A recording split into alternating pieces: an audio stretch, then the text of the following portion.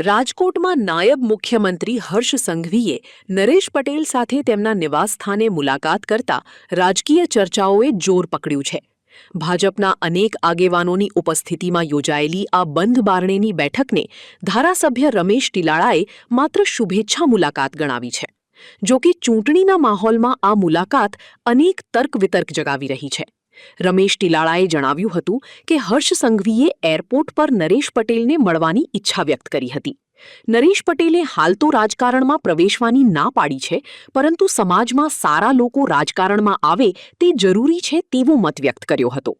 આ બેઠક માત્ર એક સામાજિક મુલાકાત છે કે ભવિષ્યના રાજકીય સમીકરણોનું એંધાણ તે તો સમય જ કહેશે। માનનીય ઉપમુખ્યમંત્રી શ્રી આજે શુભેચ્છા મુલાકાતે મારી ઘરે આવ્યા હતા।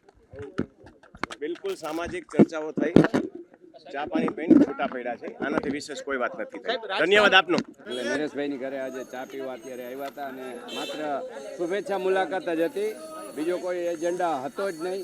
અને આજે શુભેચ્છા મુલાકાતના અનુસંધાને અહીંયા નરેશભાઈની ઘરે અમે ચા નાસ્તો કરી અને હવે સાહેબ પણ રવાના થયા છે અને અમે પણ નીકળી છીએ। એ તો નરેશભાઈનો એનો પોતાનો નિર્ણય છે, એમાં તો આપણે કંઈ એને કોમેન્ટ કરવી વ્યાજબી નથી, પણ મુલાકાતનો કોઈ બીજો એજન્ડા જ નહોતો।